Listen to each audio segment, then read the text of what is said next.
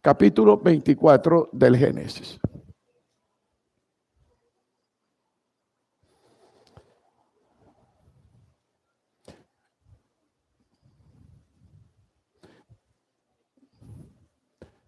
Padre Celestial, que tu Santo Espíritu nos avive, que tu Santo Espíritu abra nuestros oídos, nuestras mentes, nuestros espíritus, que te escuchemos y sobre todo que tengamos la determinación de obedecerte. Ayúdanos en este momento en el nombre de Cristo Jesús. Amén. Bien, el capítulo empieza diciéndonos que Abraham era ya muy viejo, ¿no? Abraham muy viejo. Y quiero que pongan atención en la preocupación de Abraham. Abraham centra todos sus pensamientos en su vejez, en cómo voy a casar a mi hijo. ¿Cómo le ayudo a dar el paso hacia el matrimonio? ¿Cómo voy a encaminarlo para que él escoja su compañera? Esa fue la preocupación de Abraham. Ahora, ¿qué pasaba en la casa de Abraham después del nacimiento de Isaac? Yo no sé, pero si ustedes analizan el siervo que él encomienda para que vaya a buscar la mujer de su hijo, esa era una gran persona. Ese hombre era temeroso de Dios absolutamente. Y era un hombre sumamente fiel, un trabajador sumamente leal. Ustedes pueden notar en la lectura de la historia que ese siervo tenía en la mente únicamente el pensamiento de servir a su amo como él lo había pedido. Él no se puso a crear variantes y a decir, bueno, pues el viejo quiere que sea así, pero yo lo puedo hacer de otra manera, yo tengo creatividad. No. Él desde el primer momento dijo, lo voy a hacer como mi patrón me ha dicho. Lo que me ha pedido, lo voy a hacer. Imagínense si nosotros encontramos amigos, colaboradores, compañeros de trabajo en esa forma. ¿Qué tal que todos los empresarios que hay aquí en la iglesia tuvieran obreros y empleados con esa mentalidad? Sería otra cosa. Y en la negociación, se lo voy a hacer más como narrativo porque el capítulo está largo, ¿no? Está largo y con este calor. Bueno, entonces dice, en la conversación, en las instrucciones que Abraham le está dando al siervo, él le dice, amo, pero cabe la posibilidad que la muchacha no quiera venir. Que se vuelva caprichosa y se enranche y que no viene. ¿Qué hago? ¿Le llevo a Isaac allá? Y entonces ahora sí pongan los ojos en la Biblia y en el versículo 6. Miren lo que le dice Abraham. Abraham categóricamente le dice, guárdate que no vuelva a mi hijo allá. No te lo vayas a llevar. Por nada del mundo permitas que él regrese de donde me sacó Dios. La claridad de Abraham en su relación con Dios, en lo que era la voluntad de Dios para su vida. Él me sacó de allá, él me dijo, deja tu tierra y tu parentela y vete a la tierra que yo te mostré. No vayas a regresar a mi hijo a ese lugar. Ahora, con relación al matrimonio, aquí se va ya configurando el paralelo. ¿Qué fue lo que dijo Dios en el Génesis? Dijo, por esto dejará el hombre a su padre y a su madre y se unirá ¿a quién? A su mujer. La primera cosa en un intento de relación matrimonial es romper el cordón umbilical, dejar a padre y madre. La primera cosa, sal de esa tierra, sal de tu parentela y ve a la tierra que yo te mostraré. El matrimonio es incierto. El matrimonio es como lanzarse al vacío. Todo tiene que depender de la relación que tú tengas con Dios, con Cristo. Pero en verdad, por mucho que tú te hayas acercado, ese cuento del noviazgo es que el noviazgo es para conocernos, eso es pura teoría. ¿Usted sabe cuánto gasta más un hombre en lociones cuando está de novio? Después cuando se casa compra pachulí. ¿Por qué? Porque quiere aparentar. Quiere mostrarse como no es. Y cuida su imagen. Y se cuida en los detalles y en los ademanes y hasta en lo que dice. Y toda esa cosa porque quiere impresionar. Usted empieza a conocer a su noviecito el primer día de su matrimonio. Ahí comienza a conocerlo tal como es él. Ahí comienza a notar. Bueno, pongámosle 15 días. Ahí es cuando usted comienza a conocer con quién se casó y usted de pronto comienza a decir, ¿qué hice?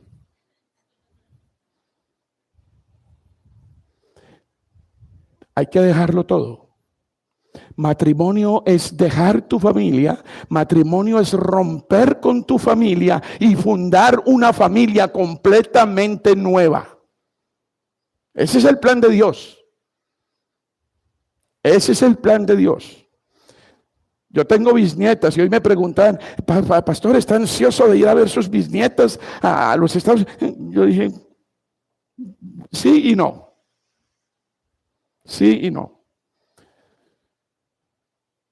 La verdad es que tengo muchas ganas de tenerlas en mis brazos. Son preciosas. Pero es asunto de papá y mamá, ¿no? La cosa buena de ser abuelos o bisabuelos es que uno los chocholea, los acaricia, los goza y cuando se ponen canzones uno llama a la mamá y le dice, tome mi hijita, su muchachito. Eso es lo encantador de ser abuelos. Pero lo que quiero decirles es, el plan de Dios, el diseño de Dios es que formemos nuevas familias, que las familias se multipliquen, que crezcan, que se desarrollen. Ese es el plan de Dios. Entonces, en el versículo 7 del capítulo 24 dice, Jehová Dios de los cielos, que me formó de la casa de mi padre y de la tierra de mi parentela, que me tomó, no que me formó, que me tomó de la casa de mi padre y de la tierra de mi parentela, y me habló y me juró diciendo, a tu descendencia daré esta tierra, él enviará su ángel delante de ti, y tú traerás de allá mujer para mi hijo. Abraham tenía toda su confianza en la promesa que Dios le había hecho. Él no confió en ninguna otra cosa, sino en la promesa que Dios le había hecho. Él que me sacó de allá, Él que me trajo a una tierra que yo no conocía, Él que me ha sostenido hasta ahora, Él irá contigo, siervo, y ve y tráeme esposa para mi hijo, porque Él, fiel a su pacto, te dará una esposa para mi hijo.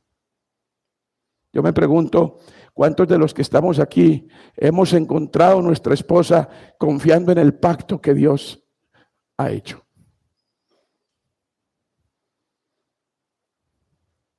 A muchos, ustedes saben que yo soy un pastor, entre pocos, que soy amigo de los matrimonios jóvenes. A muchos padres aquí en la iglesia me ha tocado aconsejarles que bajen la guardia y que dejen de estar prevenidos, porque comienzan a llorar y a decir, ay, mi niño todavía no se ha graduado en la universidad, ay, él no sabe qué es el mundo, él no ha gozado. Yo no entiendo ese lenguaje. ¿Qué es lo que quiere que viva su hijo antes del matrimonio? ¿Qué es lo que quiere? Y les digo, el Señor que diseñó el matrimonio, el Señor que instituyó el matrimonio, el Señor que quiere que todos nos casemos, ¿no nos va a dar cómo hacer que sostengamos el matrimonio? Recuerdo dos parejas que he casado aquí, que tenían ese temor y alimentados por sus padres. Y después de que se casaron, pastor, usted tenía razón. No nos ha faltado nada. Uno de ellos dijeron, ya tenemos casa. Y por ahí hay una que está sonriendo, porque sabe que lo que estoy diciendo la toca a ella, ¿no? El Dios de la promesa, el Dios de la verdad, el Dios que muestra la voluntad de que sean varón y hembra formando una nueva familia, Él sostendrá la familia. Adán fue tomado del Edén, llevado a un huerto especial y puesto por Dios y le dijo, Adán, cuídame el huerto, cultívalo y haz que fructifique. Y en ese plan, en el capítulo 2 del Génesis, Dios encontró que el hombre estaba solo, estaba incompleto, era imperfecto. No era bueno que estuviera solo. Y qué bueno que se le ocurrió a Dios, que todo lo sabe y todo lo puede, para solucionar ese problema. Dijo, ay, no es bueno que el hombre tenga con quien tener sexo. Ay, no es bueno que el hombre no tenga alguien con quien tener hijos. Ay, no es bueno que el hombre, no dijo nada de eso. Dijo, no es bueno que el hombre esté solo. Pero por el contexto, nosotros tenemos que inferir que no es bueno que esté solo para que emprenda la tarea que le acabo de dar. Entonces, ayuda idónea, porque eso es lo que dice la palabra, le dio ayuda idónea en la mujer. Mujeres que me están escuchando hoy, ustedes son el socorro de Dios para nosotros los hombres. Ustedes, mujeres, son la provisión de Dios para que podamos hacer el trabajo de Dios en esta tierra. Esa es la misión de ustedes. Ese es el rol de ustedes. Esa es la altísima dignidad de la mujer en este mundo. Pero nosotros miramos el matrimonio de cualquier otra forma, menos como lo mira Dios. Y por eso fracasamos. Aquí está un padre preocupado por su hijo. Él está muy viejo, presiente la muerte y dice, yo no me quiero morir sin ver a mi hijo casado. Y hace todo lo que está en sus manos para conseguir la mujer. Ahora ustedes, yo creo que los muchachos están diciendo, ay no, que ni a mi papá se le va a ocurrir buscar a mi mujer, ¿no? Porque la quiero escoger yo. Bien, pero aquí está ese padre preocupado por ese aspecto y está buscando una mujer para su hijo. Versículo 8, ahí en el 24, versículo 8. Y si la mujer no quisiere venir en pos de ti, serás libre de este mi juramento. Solamente que no vuelvas allá a mi hijo. Y otra vez, insiste en eso. No lo vayas a llevar allá. Si ella no viene, bueno, ya tú cumpliste. Pero si ella no viene, no se te ocurra ir a llevar a mi hijo a ese lugar. Versículo 9. Dice, entonces el criado puso su mano debajo del muslo de Abraham, su señor, y juró sobre este negocio. Una vez que él entendió lo que el amo quería, entonces esa era la costumbre hebrea, una de las costumbres hebreas, metió su mano bajo el muslo y juró. Y los juramentos para los hebreos eran cosa seria, eran cosa de respeto. El juramento tiene como función primordial recordarte el compromiso que has hecho. ¿Por qué cree que a Dios le vino a la mente que tenía que jurar sobre el pacto de gracia? Y no encontrando, dice Hebreos, sino encontrando por quién más jurar, juró por sí mismo. Pero juró. Y es muy interesante para nuestro propósito en el sermón esta mañana recordar que Abraham no pasó por en medio de los animales partidos, que era la forma de autenticar un pacto firme, porque lo que significaba ese hecho de pasar en medio de los animales partidos era que si no cumplían el pacto, el que lo incumpliera correría la misma suerte de los animales partidos. Un juramento es sagrado, por eso la Biblia prohíbe jurar, por eso la Biblia nos advierte de los juramentos, pero no los exime. Hay momentos en que necesitamos jurar. Y necesitamos garantizar que delante de Dios vamos a decir la verdad. Por ejemplo, en el matrimonio. Cuando usted se acerca a un ministro de Dios y le pide que bendiga su unión, lo que está diciendo es: yo quiero que Dios sea testigo de mis votos. Y por tanto sus votos se convierten en juramento. Y si los viola, está violando un juramento que hizo delante de Dios. No sé cuál es su caso, pero cualquiera sea su caso, la verdad es esta.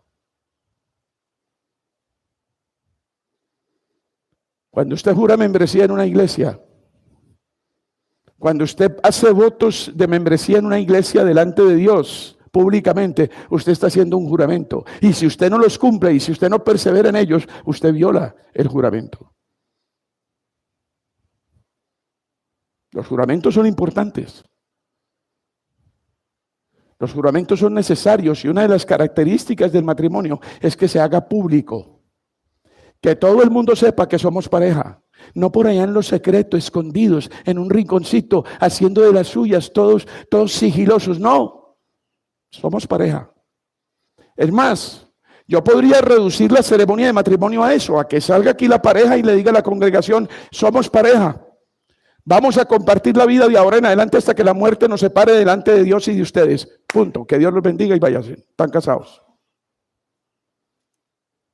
La ceremonia nupcial no significa nada. Lo que significa son las promesas de fidelidad delante de Dios. ¿Y por qué hacemos ceremonia? Ahora no vayan a decir, uy, el pastor está predicando que no nos casemos. No, no estoy diciendo eso. ¿Para qué vienen a la iglesia? ¿Por qué buscan un ministro de Dios? Porque quieren hacerlo delante del Señor. Para hacer mucho más serio el compromiso, para hacer mucho más serio el juramento, para hacer mucho más serio los votos que yo le hago a una mujer. Bien, ahí viene la historia. Y ya llegamos al punto donde yo quiero llegar. En el versículo 10 y 11 nos dice que el criado llegó a su destino. Hizo arrodillar a los camellos fuera de la ciudad junto a un pozo de agua a las horas de la tarde, la hora en que salen las doncellas por agua. Este siervo no era tonto. ¿Dónde tengo que ir? Se puso a pensar, ¿cuál será el mejor lugar para que yo pueda encontrar doncellas, muchachas? Vírgenes, solteras, ¿no? Porque de acuerdo a la vestimenta se sabía si era virgen o no era virgen, si era casada o era soltera. Por eso estuvo seguro cuando vio a Rebeca, vio que sabía que era virgen, sabía que era una doncella pura, etcétera, etcétera. Entonces, mire, este siervo no se fue a la discoteca. Dijo, voy a pararme aquí a ver en la salida de la discoteca las parejitas que van saliendo, las muchachas. No se fue a ninguna fiesta. No se fue a la plaza de mercado. Se fue al lugar donde las mujeres de casa, las mujeres sanas, las mujeres trabajadoras, las mujeres dedicadas, las mujeres sencillas llegaban por el agua. ¿Dónde va usted a buscar su pareja? ¿Dónde espera encontrarla? ¿Dónde cree que está? Miren, lo que tenía en mente el siervo era una mujer sencilla, trabajadora, humilde, servicial, hospedadora. ¿Dónde cree que usted puede admirar, ver y analizar las virtudes de una mujer así? Este hombre había empezado a hacer la tarea muy bien. En el versículo 12 dice, y dijo, oh Jehová, Dios de mi señor Abraham, dame, te ruego, el tener hoy buen encuentro y haz misericordia con mi señor Abraham. Dicen los entendidos en lenguas bíblicas que esta palabra misericordia que está en este versículo es muy difícil de traducir. Porque el concepto de la expresión en hebreo es ten misericordia de acuerdo al pacto que tú hiciste, a la promesa que tú hiciste. Ten misericordia porque tú ya lo prometiste que ibas a tener misericordia. No está hablando del compromiso que yo voy a cumplir o del pacto que había hecho un ser humano. Está hablando del pacto que Dios había hecho. Ten misericordia de mi señor Abraham. Cumple el pacto en que él confía. Y entonces comienza a hablar el siervo de todas las cosas que quería él ver. Señor le pidió una señal. Ahora, algunos de ustedes dirán, pero las señales están condenadas por el Señor Jesucristo. Pero una cosa es cuando usted dice, Señor, dame una señal para yo empezar el negocio. Señor, si tú me das una señal, entonces yo empiezo esto. Señor, si tú me das una señal, si tú me indicas, entonces yo lo voy a cumplir, yo lo voy a hacer. Y señales para empezar. No, aquí el hombre estaba actuando. Aquí el hombre estaba en acción. Aquí el hombre ya estaba cumpliendo la labor. Lo que dijo es, dame la señal de que lo estoy haciendo correctamente. Y dame la señal que voy a tener éxito en lo que yo me propuse lograr para mi amo. En el versículo 51,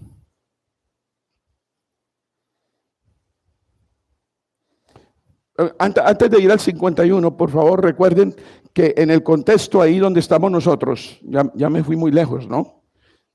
Me fui demasiado lejos. ¿Por qué me fui por allá?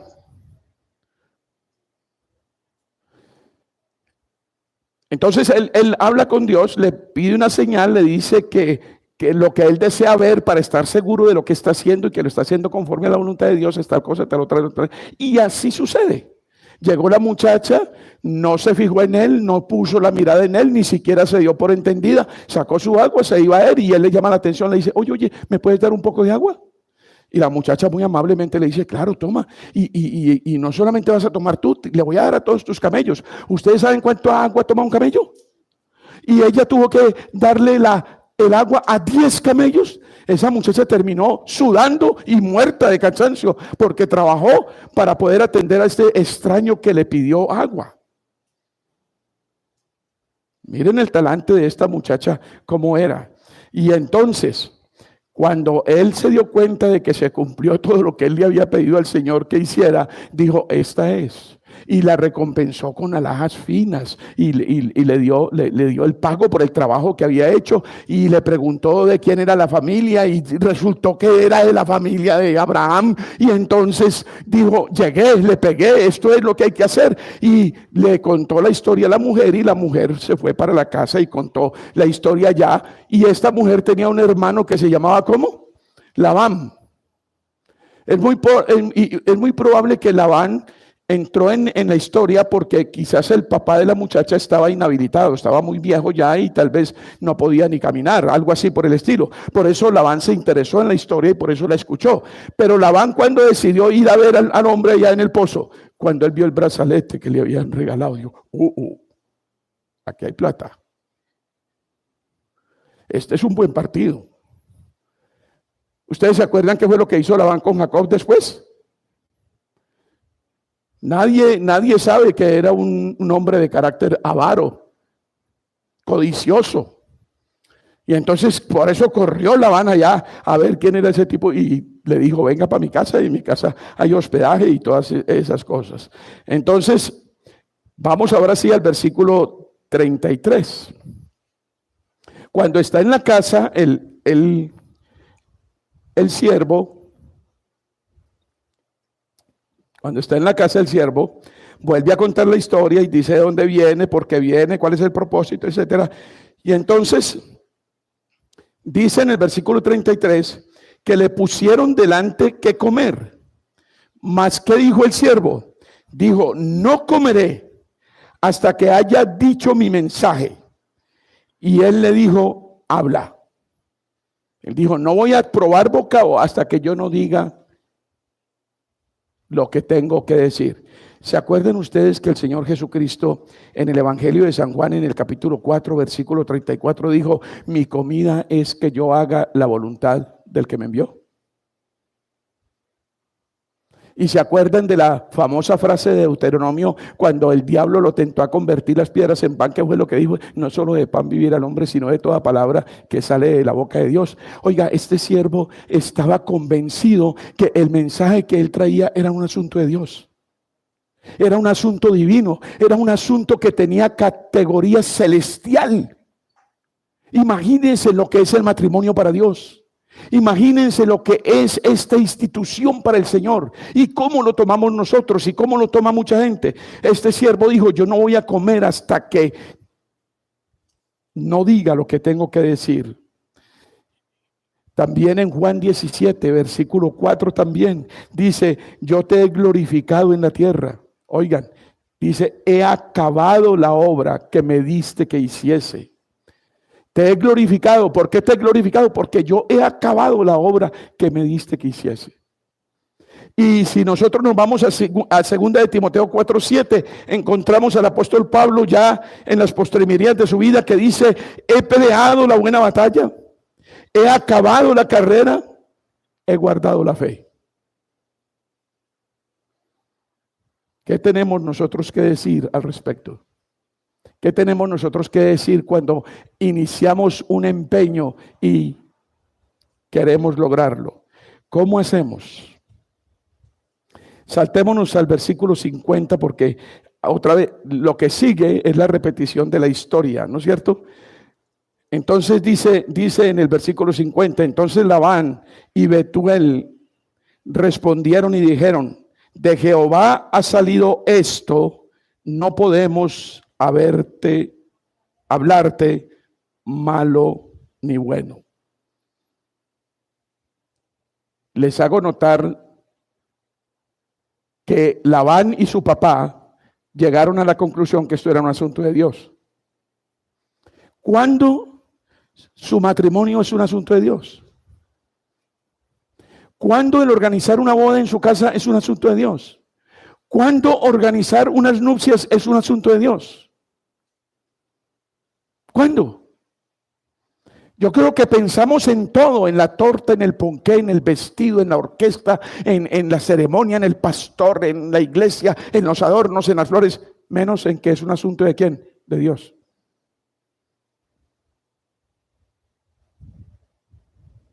El 51: he aquí Rebeca delante de ti, tómala y vete y sea mujer del hijo de tu señor, como lo ha dicho ¿quién? Jehová. Esto se convirtió en un asunto de Dios. Solamente en un asunto de Dios. Versículo 52 es tremendo. Cuando el criado de Abraham oyó sus palabras, se inclinó en tierra. ¿Ante quién? Agradecidos. Cuando un padre se da cuenta que Dios le envió compañero o compañera a su hija, ¿cuántas veces se postran en tierra y dicen: gracias Dios? Gracias Dios.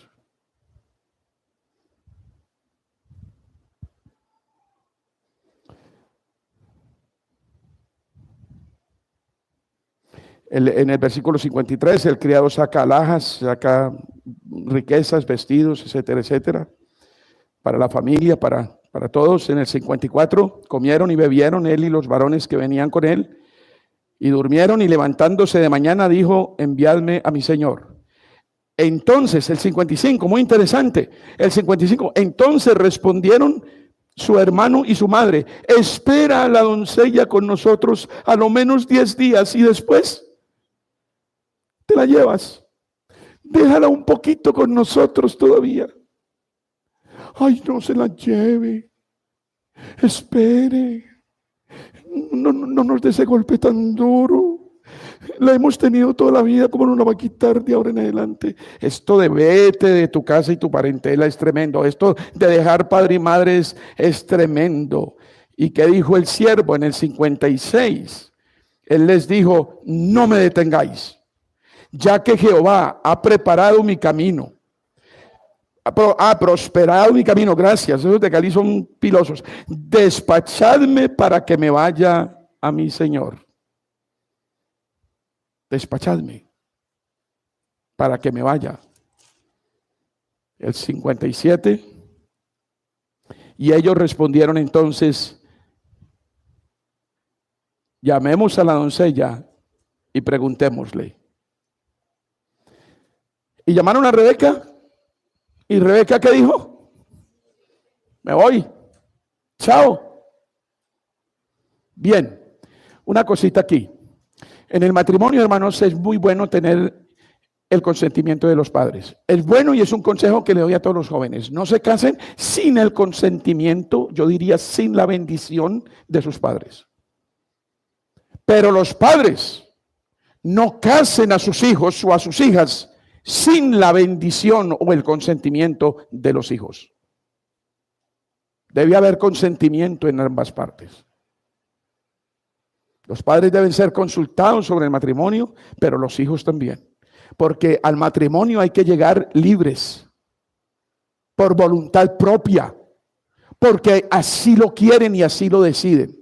Una vez tuve que decirle en una consejería a una pareja, miren, los que se van a casar son ustedes dos. Ustedes no se van a casar ni con sus tíos, ni con sus primos, ni con su mamá, ni con su papá. No, ustedes se van a casar. Cumplan con su deber, pidan la bendición de sus padres. Si ellos se oponen sin razones válidas, bíblicas, pues tomen la decisión. Pero lo mejor sería que sus padres los bendijeran. Entonces, esa es otra cosita que podemos aprender aquí. Y habiendo dicho todas estas cosas, podemos entonces concluir con el fin de la historia, el epílogo de la historia. Dice que Isaac estaba por allá en un lugar, ¿no? En el lugar que se llama el Dios que me ve, o sea, Betel, ¿no? ¿Sí? ¿Betel es? Bueno, estaba por allá, estaba meditando, estaba orando, estaba en la espera, la muchacha no llegaba y cuando vio que los camellos venían. Y también Rebeca le dice al siervo, le dice, oiga, y ese hombre que viene al encuentro de nosotros, ¿quién es? Y él le dice, es mi amo, es el señor Isaac. Y entonces la muchacha se preparó, su velo se tapó porque las solteras tenían que taparse, no se podían dejar ver, se alistó para ir al encuentro con ellos. Se conocieron, se abrazaron. ¿Qué es lo que dice la narración bíblica? Se la llevó a su tienda, la hizo su mujer. Y lo interesante es que dice que Isaac se consoló, porque 3 años hacía que su mamá había muerto y él todavía no encontraba consuelo. Y encontró consuelo en su compañera, en la compañera que Dios le dio. Hermanos, yo no estoy diciendo que en la práctica nosotros vamos a hacer las cosas de esa misma manera. Hay que contextualizar y hay que ver cómo es que estamos. Pero, ojo, no le pongan tanto perendén y tanta telaraña al matrimonio. No comiencen a pensar como piensa el mundo hoy. El mundo de hoy piensa que el matrimonio es malo. El mundo de hoy piensa que el matrimonio no es conveniente. El mundo de hoy piensa que el matrimonio no es bueno para sus hijos. Yo he visto muchas madres cristianas temblando ante el matrimonio de sus hijos. Ay, no, pero es que la niña está jovencitica. Ella es una niña todavía. ¿Cómo es que se va? No, ella no puede hacer eso. ¿Qué está diciendo? Cuando usted le dice a su hijo, primero gradúese, primero experimente, primero consiga un buen empleo, primero haga ahorros, primero tenga harta plata, ponga una empresa, haga esto, ¿qué le está diciendo? Piérdase, peque, aprenda lo que es la vida y después sí, arréglela.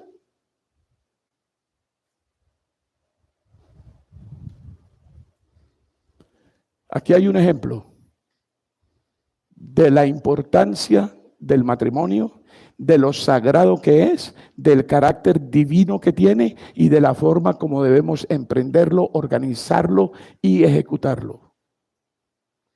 Si nosotros volvemos a las fuentes y volvemos a beber en la Biblia para cada una de las grandes decisiones que tenemos que tomar en la vida, esto va a cambiar. De lo contrario, no cambiará. Mire, hoy escuché noticias. Casi nunca escucho noticias los domingos porque los domingos desde muy temprano en la madrugada yo estoy orando y preparándome para venir aquí al servicio. Pero hoy como eran las 2 de la tarde, pues yo dormí un poquito más y prendí el radio y escuché noticias.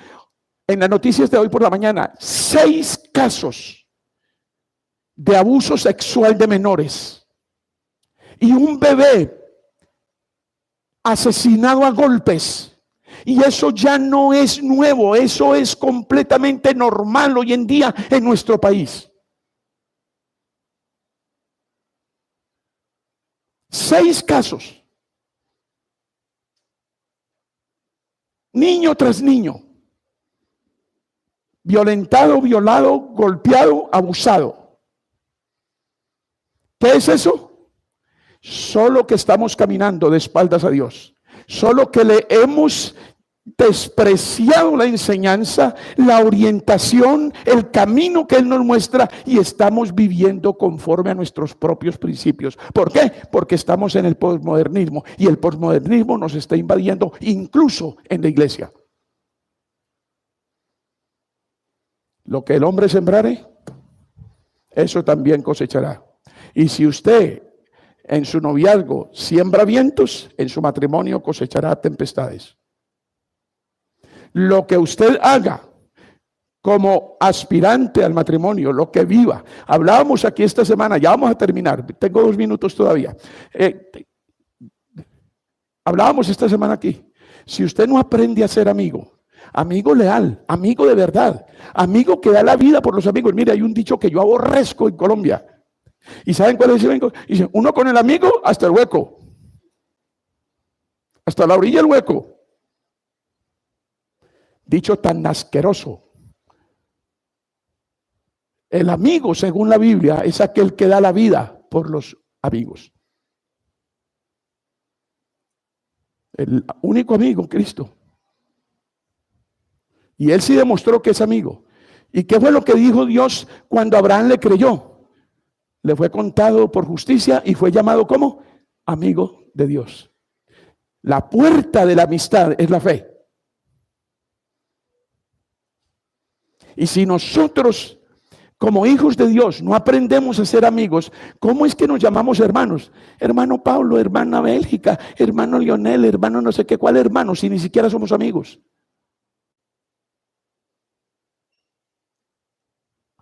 Y la Biblia dice que el que haya amigo, haya un tesoro. Y dice que haya amigo más fiel que el propio hermano. Pero ¿qué es lo que nos pasa? Estamos lejos de Dios. No le creemos a Dios. No obramos conforme a la voluntad de Dios. No lo tenemos en cuenta. No miramos su palabra para tomar decisiones. Tenemos los valores completamente tergiversados y las prioridades completamente locas. ¿Por qué?